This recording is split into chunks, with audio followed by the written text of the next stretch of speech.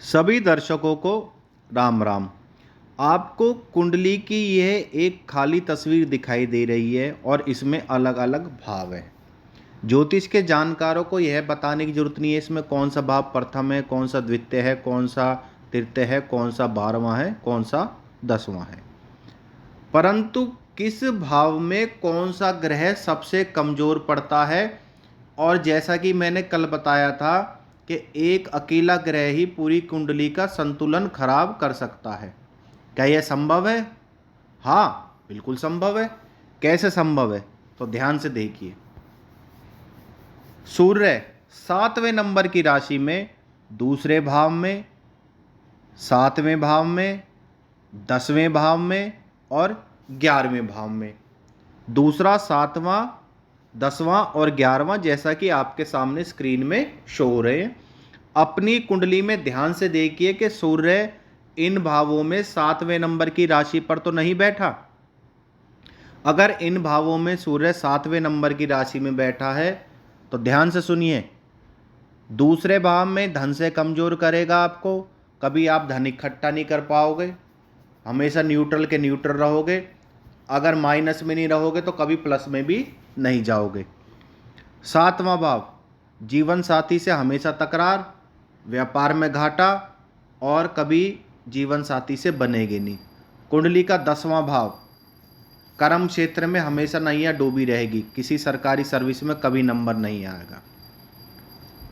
11वां भाव, एकादश भाव, इसमें व्यक्ति के कभी भी एक जगह की कमाई तय नहीं हो पाती, 36 बार काम बदलने पड़ते हैं जब जाके कहीं उसका पूरा पड़ता है। एक व्यापार में, एक नौकरी में कभी नहीं टिक पाता, नहीं कमा पाता, हमेशा अस्थिरता जीवन में बनी रहती है। 7वें नंबर की राशि में सूर्य दिल और दिमाग दोनों को ही कमजोर करता है, शरीर से भी व्यक्ति कमजोर होता है और ऐसे व्यक्ति को कोई अपनी बात आसानी से नहीं समझा सकता और ना ही वह दूसरे की बात समझने को तैयार होता है। छोटी छोटी बातों पर क्रोध करना और कभी किसी से ना बनना, और उसके विचार कभी किसी से मेल नहीं खाते। चीज़ों को ठीक करने के लिए नाजायज ढंग से वह झूठ का बहुत बड़ा सहारा लेता है, इसलिए जीवन में कभी कामयाब ही नहीं हो पाता। तो ऐसे में व्यक्ति को क्या करना चाहिए? उसे चाहिए कि गेहूं और उड़द की दाल काली कुटी हुई, उसको शीशे के बर्तन में, जो कि सूर्य का प्रतीक है, पानी में भिगो के रख दे, जल में भिगोकर रख दे अपने सिरहाने, और सुबह उसको गिलहरियों को या पक्षियों को खिलाए तो सूर्य की स्थिति सही होगी। नित्य प्रति सूर्य को जल दे और शाम के समय शनि का दिया जला दे पीपल के नीचे। सुबह आदित्य हृदय स्त्रोत का पाठ करे और विशेषकर शनिवार को शनि का दिया जरूर जलाए।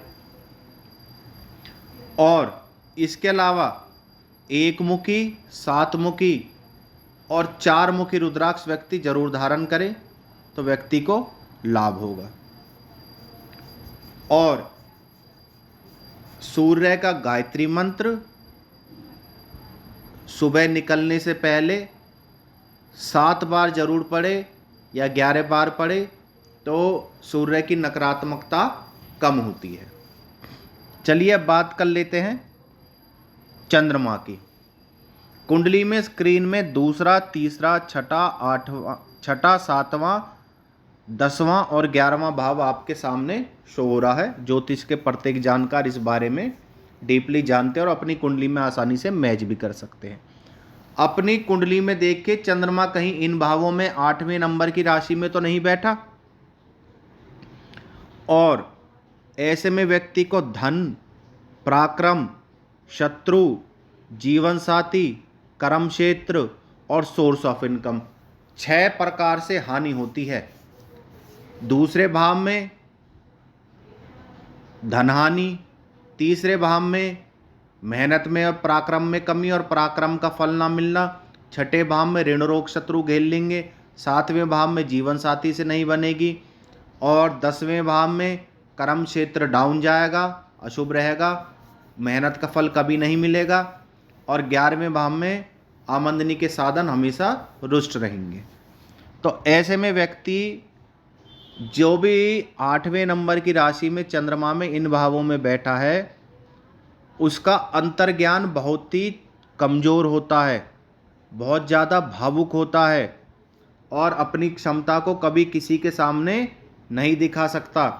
छोटी छोटी बातों पे इमोशनल हो जाता है, बहुत जल्दी डिप्रेशन में आ जाता है, मानसिक पीड़ा से जूझता है, व्यक्ति की स्मरण शक्ति कमज़ोर होती है, माँ से किसी ना किसी प्रकार की अनबन बनी रहती है और पानी से व्यक्ति को डर लगेगा और ऐसे व्यक्ति को खांसी, जुकाम या फेफड़ों से संबंधित बीमारी हो सकती है।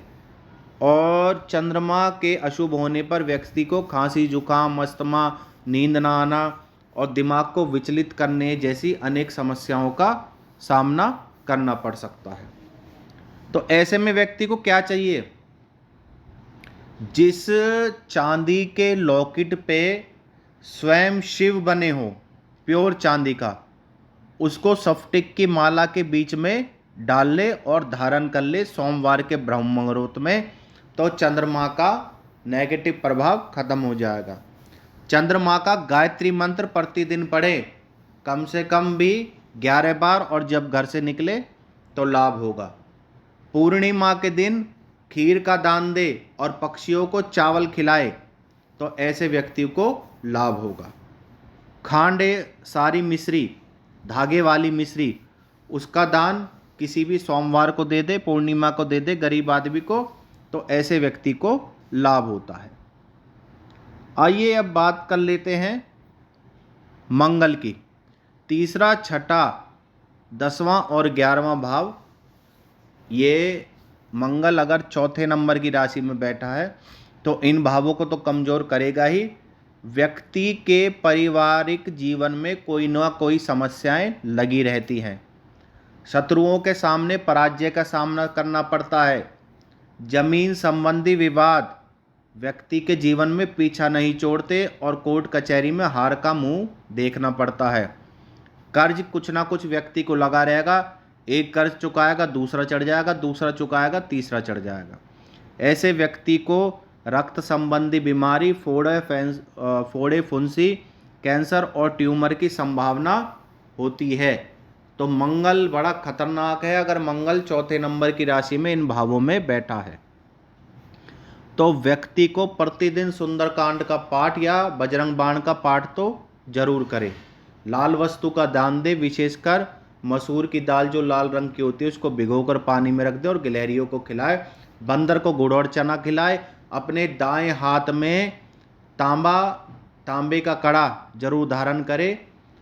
और इसके अलावा हो सके तो मंगल का गायत्री मंत्र जरूर पढ़े। मंगल ऋणहर्ता स्त्रोत का पाठ करे तो व्यक्ति का मंगल दबा रहेगा और अपने नकारात्मक प्रभाव से व्यक्ति को मुक्त रखेगा। आइए बुध, पहला, चौथा और 8वां भाव बुध के लिए कतई भी अच्छा नहीं माना जाता।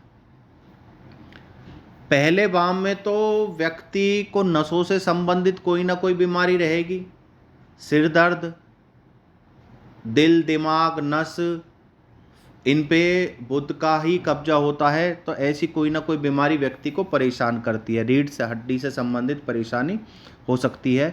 मस्कुलर पेन ऐसे व्यक्ति की अपनी माता से नहीं बनेगी और व्यापार में भी व्यक्ति नुकसान उठाएगा 8वें भाव में 12वीं राशि में बुध होने के कारण। तो ऐसे व्यक्ति को क्या चाहिए? व्यक्ति अपने विचारों को कभी भी सही रूप से पेश ही नहीं कर पाता किसी के सामने। ऐसा बालक गणित में बचपन से ही कमज़ोर होता है और गणना करने में भी परेशानी होती है। उसकी तार्किक क्षमता, सोचने समझने की क्षमता बड़ी कमज़ोर होती है। नाक, गले, चमड़ी और ऐसे व्यक्ति को नसों से संबंधित रोग, बहरापन आदि हो सकते हैं। व्यक्ति को व्यापार में नुकसान होता है, चीज़ों को समझने में, व्यापार को समझने में बड़ी दिक्कत होती है। दरिद्रता व्यक्ति का पीछा नहीं छोड़ती। तार्किक रूप से व्यक्ति कमज़ोर होता है, उसकी व्यापार की क्षमता बड़ी कमज़ोर होती है, गणना करने की, गणित की शक्ति बड़ी कमज़ोर होती है। ऐसे व्यक्ति को चाहिए 4, 6 और 7 मुखी रुद्राक्ष पीले धागे में धारण कर ले। हर एक बुधवार को 1.25 किलो मूंग का दान जरूर दे, या एक बुधवार को जरूर दे। बुध का गायत्री मंत्र का पाठ जरूर पढ़े। दुर्गा सप्तशती का पाठ प्रतिदिन करे। महीने में एक बुधवार को 5 कन्याओं को भोजन कराए तो बुध के नकारात्मक प्रभावों से व्यक्ति को मुक्ति मिलती है। गुरु, ग्रहों में गुरु को मंत्री का स्थान दिया गया है। अगर शनि और सूर्य पावर रखते हैं तो गुरु भी एक अपनी अलग ही पावर रखता है। गुरु की वैसे दृष्टि अमृत के समान होती है, परंतु यही गुरु अगर 10वीं राशि में बैठ जाए तो व्यक्ति का गृहस्थ का बैलेंस बिगाड़ दे, शत्रुओं से घिर जाए, ऋण में डूब जाए, पराक्रम में कमी, आलस का बढ़ना और धन का अभाव होना, यही गुरु इन भावों में देता है 10वें नंबर की राशि में। तो ऐसे व्यक्ति को जीवन में बहुत ही कठिनाई से शिक्षा प्राप्त होती है और ऐसा व्यक्ति जीवन में अपने ज्ञान का कभी ढंग से प्रयोग कर ही नहीं पाता। विवाह में बाधाएं उत्पन्न होती हैं, दाम्पत्य जीवन कभी सुखी नहीं रहता, चरित्र में भी व्यक्ति गिर सकता है, व्यक्ति संस्कारी नहीं रहता, व्यक्ति के कार्यों को कभी यश प्राप्त नहीं होता, अपने कार्यों में सफलता नहीं मिलती, उसे कई प्रकार की अड़चनें आती हैं, धन भी आसानी से प्राप्त नहीं होता और ना ही किसी कार्य में अपना सहयोग दे पाता और इसके दुष्प्रभाव के कारण सोना आभूषण खोने का भय रहता है। संतान से जुड़ी समस्याएं, लोगों से विश्वासघात का सामना करना पड़ना और कभी अपनी पत्नी से ना बनना, यह 10वीं राशि के गुरु ग्रह के लक्षण हैं। और व्यक्ति को पेट से संबंधित, किडनी से संबंधित समस्याएं जरूर होती हैं। गुरु का जब भी व्यक्ति के जीवन में इस प्रकार का प्रभाव होता है कि व्यक्ति को कई बार किडनी से संबंधित परेशानी तो होती है, परंतु जीवन में कई बार उसे ज्ञान और गृहस्थ और धन, 3 चीज़ों में हमेशा नुकसान होता है। गुरु को मजबूत करने के लिए 5 मुखी रुद्राक्ष धारण करें, हाथ में पीतल का कड़ा पहने, 5 बार पीले रंग के धागे को अपनी कलाई में लपेट लें। ओम गुरुर्ब्रह्मा गुरुर्विष्णु गुरुर्देवो महेश्वरा गुरु साक्षात परब्रह्म तस्मै श्री गुरुवे नमः। और 5 मुखी रुद्राक्ष की माला भी व्यक्ति धारण कर सकता है तो गुरु उसका सही रहेगा। केले के पेड़ के नीचे देसी घी का मिट्टी का दिया हर गुरुवार को जलाए। अब बात कर लेते हैं शुक्र की। शुक्र विशेषकर 4थे और 5वें भाव में अच्छे फल प्रदान नहीं करता। व्यक्ति को कुछ ना कुछ सौंदर्य से संबंधित बीमारियां लगी रहती हैं, उसका चेहरा तेजहीन हो जाता है, वित्त और पित्त विकार के कारण आंखों के नीचे काले गड्ढे पड़ जाते हैं। अपने रिश्तों में वह कभी भी प्रेम भावना नहीं ला पाता। अपने गृहस्थ जीवन में उसको धन इकट्ठा करने में बहुत ज़्यादा परेशानियों का सामना करना पड़ता है। अपने और अपने परिवार के लिए किसी प्रकार का सुख इकट्ठा करने में बहुत मुश्किलों का सामना करना पड़ता है और शुक्र के कमज़ोर होने से व्यक्ति को वित्त संबंधित परेशानियां तो लगी रहती है, साथ में गुप्त रोग का भी शिकार ऐसा व्यक्ति हो सकता है। ऐसे व्यक्ति को चांदी का छल्ला शुक्रवार के दिन जरूर धारण करना चाहिए और गले में स्फटिक की माला पहन ले। नहाने से पहले गुलाब के पत्ते पानी में डाल ले तो लाभ होगा। ओम शुम शुक्राय नमः इस मंत्र का जाप करें। हर शुक्रवार को गाय को अधकच्ची रोटी या फिर हरा चारा जरूर खिलाएं, तो इससे शुक्र की स्थिति सही होगी और शुक्र के नकारात्मक प्रभावों में कमी आएगी। शनि, पहला, चौथा, पांचवा, आठवां भाव और 1 नंबर की राशि शनि के लिए कतई भी अच्छी नहीं है। जातक को हर आए दिन परेशानियों का सामना करना पड़ता है, जीवन मुसीबतों में घिरा रहता है और ऐसे व्यक्ति के हाव भाव बदल जाते हैं। लोग उससे बात करना पसंद नहीं करते, व्यापार में भी हानि होती है, शारीरिक रूप से भी परेशान होता है, धन से भी परेशान होता है, ना माता पिता से बनती, ना रिश्तेदारों से बनती, ना भाई बहनों से बनती। कुल मिला के शनि का नीच का होना व्यक्ति को हर स्तर पे गिराता है, हर स्तर पे कमज़ोर करता है। तो ऐसे में व्यक्ति को क्या चाहिए? व्यक्ति 7 मुखी रुद्राक्ष काले धागे में शनिवार के ब्रह्म मुहूर्त में धारण कर ले। हकीक नीला, हकीक फिरोजा पहन ले। नीलम हर किसी को सूट नहीं करता, तो इसका उपरत्न होता है फिरोजा, नीला हकीक कहते हैं, जिसे उसे धारण कर सकता है। इसके अलावा हर शनिवार को, विशेषकर हफ्ते में या महीने में एक शनिवार को, पीपल का पेड़ जरूर लगाए और उस पीपल के पेड़ की सेवा करे, या पीपल के पेड़ को पार्क जैसी जगह पे लगाए जहाँ उसे पानी और जल की परेशानी ना हो और वह उभरता रहे, तो शनि संबंधित कष्ट दूर होते हैं। शनिवार को बजरंग बाण का पाठ या सुंदरकांड का पाठ जरूर करे तो व्यक्ति को लाभ होगा। अब बात कर लेते हैं राहु की और केतु की। इनके कोई भावानुसार प्रभाव नहीं देखे जा सकते, भाव कोई भी हो सकता है। 9वें नंबर की राशि पे तो राहु और 3रे नंबर की पे केतु हमेशा शुभ प्रभाव देंगे। जब भी 9वें नंबर की राशि पे राहु होगा, भाव कोई भी होगा, तो व्यक्ति को गर्दन से ऊपर के हिस्से में कुछ ना कुछ परेशानी बनी रहेगी, नजला संबंधित, नाक से संबंधित, दिमाग की नसों से संबंधित। अनिद्रा का शिकार होगा, परेशानियों में घिरा रहेगा, धन इकट्ठा नहीं कर पाएगा, जितना धन आएगा खर्चे उससे पहले उससे अधिक खर्चे मुंह फाड़ के बैठे होंगे। राहु व्यक्ति को माता सरस्वती का तो कभी आशीर्वाद प्राप्त ही नहीं होने देता। विद्या में ऐसे व्यक्ति को कमजोर ही रखता है। कैरियर में कभी उछाल नहीं आता, हमेशा उठापटक चली रहती है, इधर धन आता है उधर जाता है, यही राहु के लक्षण हैं। तो ऐसे व्यक्ति को चाहिए कि गोमेद जरूर धारण करें। इसके साथ 8 और 9 मुखी रुद्राक्ष भी धारण कर सकता है और साथ में 7 भी ले ले, 7, 8 और 9, 3 प्रकार के रुद्राक्ष। और व्यक्ति बाजरे का जितना ज़्यादा हो सके दान दे। काले और सफ़ेद तिल को गोले में भर के किसी गड्ढे में दबा दे तो राहु ठीक रहेगा। अश्वगंधा की जड़ नीले कपड़े में बांध के अपने पर्स में रख ले तो राहु अच्छा प्रभाव देने लग जाएगा और उसकी नकारात्मकताएं खत्म होगी। अब बात कर लेते हैं केतु की। राशि संख्या 3, भाव कोई भी हो सकता। अगर केतु का प्रभाव हो तो चर्बी जनित रोग व्यक्ति को होंगे, लीवर से संबंधित समस्या होगी, कमर में डिस्क से संबंधित परेशानी, घुटनों के रोग ऐसे व्यक्ति को घेर लेते हैं।